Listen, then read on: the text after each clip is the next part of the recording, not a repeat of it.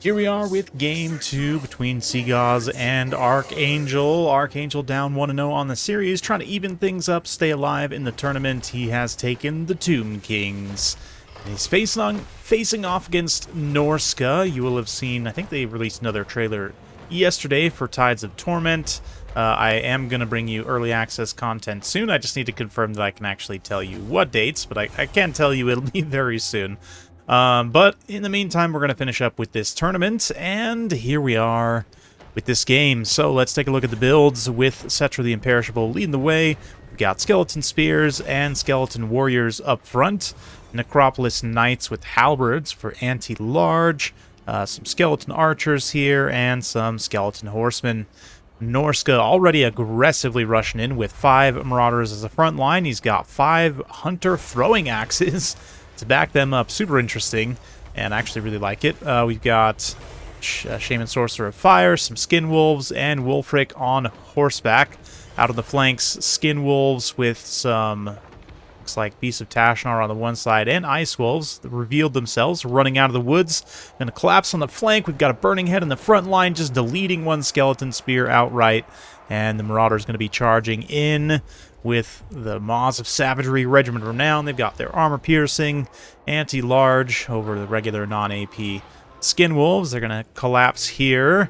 Cetra runs in, ready to go. He's going to throw some Incantation of Cursed Blades for extra anti-large. I think he intended to maybe hit the Necropolis Knights there, but the Skeleton Horsemen actually will do quite well with that. Up to 35 weapon strength with 16 bonus versus large.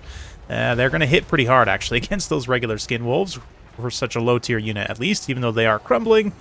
They'll keep fighting even while they're crumbling, of course. But Realm of Souls kicking off once more. We've got the Marauders clashing in the front line. Necropolis Knights move to try and respond to Skin Wolves, but just immediately get decimated by throwing axes. And you can see as I kind of pan across the battlefield, the throwing axes chucking all across the line. They're going to be doing massive amounts of damage, and even if the Tomb Kings, not that they have a lot of armored infantry, Tomb Guard themselves only have, what, like 50 armor? They would have also got clobbered here, but the Skin Wolves immediately punch into the second line. We've got some Marauders back here somehow. Chosen the Gods who shop to Great Bows definitely have their work cut out for them, but the Tomb Kings trying to stabilize here if they can. But Wulfric now, ooh, he moves in for the kill, pops that Hunter of Champions passive. Massively debuff Cetra. Cetra does throw some physical resistance on himself, but once again, the throwing axes, even if the accuracy is not incredible, against a large target like Cetra, he's going to take a lot of damage, and even just the threatening pressure of it is going to force him away at best from this front line if he doesn't end up taking a ton of damage. But yeah, pops a little Incantation of Cursed Blades, but can't really turn around to capitalize on it. He doesn't have a ton of mobility either, and the double wind effect with both Sea Fang and Burning Head. It's just a bad day to be a Skeleton Warrior, let's say that. It's a really bad day to be a Skeleton Warrior, as they have mostly been torn to shreds here. Somehow, though, some Marauder Hunters got involved in melee, maybe having some ranged unit jank happening there. Managed to get themselves routed off, but yeah, the Necropolis Knights immediately get collapsed by Maws of Savagery, Beasts of Tashnar.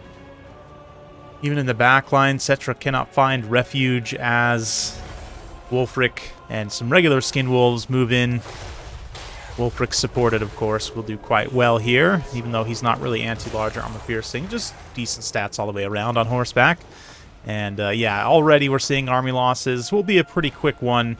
Seagau's claims the win decisively with Norska. And that will even him, or not even him up, it'll win him the series. And he moves on to the grand final in very decisive fashion. So, nice to see. I mean, Norska, even though it's a faction that undoubtedly is, at this point, very stale, about to receive a nice big breath of fresh air. But even still, incredibly potent when played well. And I definitely think, Archangel maybe had some errors in build construction here. Generally, I don't take infantry skirmishers. I don't recommend taking infantry skirmishers against Norska because of their speed. Often they have, it's almost like Beastman-like speed in terms of their ability to compromise ranged units here. The Skin Wolves absolutely feast. One of them, 1700 value there. The Maws of Savagery, not that much value on them. But yeah, the other Skin Wolves, I mean, they didn't take much damage. They didn't get a ton of value. Granted, a lot of things for the Tomb Kings are crumbling, so kind of robbing a little bit of value in that way. They don't have the healing of something like Vampire Counts. But yeah, just very, very nice kind of team win for Seagaw's army all the way across the board. Yeah, for Archangel, hard to really find any part of this build that ended up being successful. But yeah, tough day at the office for the Tomb Kings. But let's go ahead and just talk about this matchup and Norska a little bit more generally. And the dynamics of the DLC, I don't think will change these aspects of Norska, right? If anything, they're adding more tools, but generally the Norskins, I mean, look at this monsters and beasts section. Kind of very true to their core identity. They are a faction with a lot of variety of monsters, and included in that are, of course, like Ice Wolves, regular Poison Warhounds. They've got an excellent Regiment Renowned Beasts of Tashnar with some anti-large locked in.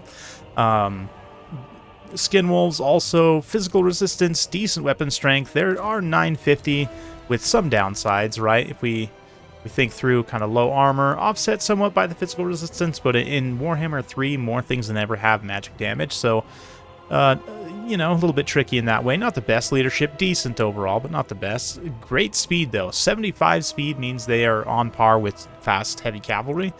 And yeah, 60 weapon strength with 30 bonus versus large, but even still, just that 60 weapon strength with 32 charge bonus. They also have a little bit more unit models over your standard monstrous infantry, right? Rocking in with 24, an extra 8 unit models over something like trolls, right? So, you know, these units, plus, you know, you've got Marauder Horsemen as well, which are the best skirmish cavalry in the game. Excellent damage, good kind of hybrid stats, decent enough charge bonus to run down skirmishers, and yeah, it's really tough to protect skirmishers generally against Norska. The pick of the Marauder Hunter throwing axes is an interesting one. They're not super common. Typically, you'll see the javelins a lot more, and the javelins are great, don't get me wrong. They've got a little bit more range, they've got a little bit faster missile speed, better arc of fire. Although, I don't know, I think the throwing axes can basically just throw, like, straight up almost. But in terms of stats, you will notice they cost exactly the same, but the throwing axes do have actually slightly better melee stats. They sacrifice 2 melee defense for 10 extra attack and 4 charge bonus. Not that they are really melee troops, but it's one factor to consider. The other factor to consider here is the damage, right? So, only 7 armor piercing damage, 15 bonus versus large, though, means you're hitting for, yeah, what is that, like 40 weapon damage overall, whereas with the Marauder Hunters, obviously, there's no armor piercing component, 35 overall damage, or sorry, 28 overall damage with a little bit of, you know, the timing in there, but 22 of it is armor piercing. And you also come with this Shield Breaker trait, which is pretty underrated in my opinion. It is a thing you see on quite a few units, like some throwing axes and a lot of the kind of long-range rifle units as well have this Shield Breaker, which makes them very effective against infantry. One thing in that matchup that I wanted to talk about is Norska sometimes has been weak to halberds, but the issue with Tomb Guard halberds is twofold. As we talked about in the replay, their armor is quite low, making them extremely vulnerable to something like Burning Head. Yeah, Burning Head being 0% armor piercing damage, still going to do pretty good damage to the Tomb Guard. And then, of course, Sea Fang, I think, has a armor piercing component. Yeah, only 35% armor piercing, but still, I mean, it's going to just do a lot of overall damage to the Tomb Guard for their price, right? So, like, halberds, which have at times been decent against Norska, can be quite tricky there.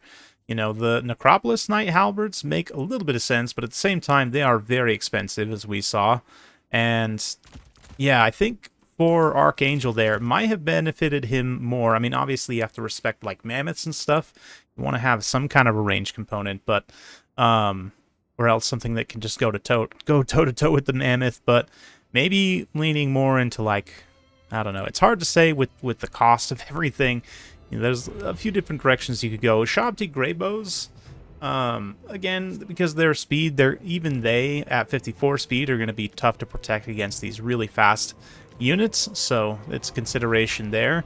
Melee-wise, I mean, the Sphinx of Usek does technically have flaming damage. It's so expensive, though, that to keep it properly supported might be tricky. The Hyro Titan also has, you know, flaming magic damage, which just hard counters the Skin Wolves, right? Because they do have standard regeneration, it gives them a 20% weakness to fire, plus bypassing the physical resistance, so that flaming magic damage is nice, but generally, big monsters are hard against Norska because of their missiles and because of all their great anti-large troops. And in this matchup specifically, the axes also serve to counter a lot of these constructs. And I have to actually math it out. I know there is a breakpoint in the relatively high armor range where the javelins, you know, start to lose out on damage versus the throwing axes. And I feel like I did that calculation at one point in the past, but these days I do forget exactly where that breakpoint is. But I want to say it's somewhere right around 100, 110 armor. So, like, you know, with the extra benefit of Shield Breaker, it makes sense just to take the thing that's going to be most efficient against these big, scary targets if they end up being brought. You know, Necropolis Knight's also at 110 armor. You've got Spulkrul's only 80, but still, it's a decent amount, you know. But overall, yeah, even Cetra or any War Sphinx, 95 armor. So you're right within that range where the throwing axes start to sort of overtake the javelins in terms of damage against large units. So I really like the pick, actually, in this matchup, and maybe like Lizardman matchup as well. Any matchup where you're going to face like potentially decent infantry supported by very high armor monsters. These guys can definitely shine through, so hopefully you enjoyed that. If you like this sort of content, be sure to like, subscribe, hit that bell notification button. Every time I upload a new video, you'll be notified. Thanks again, we'll see you next time.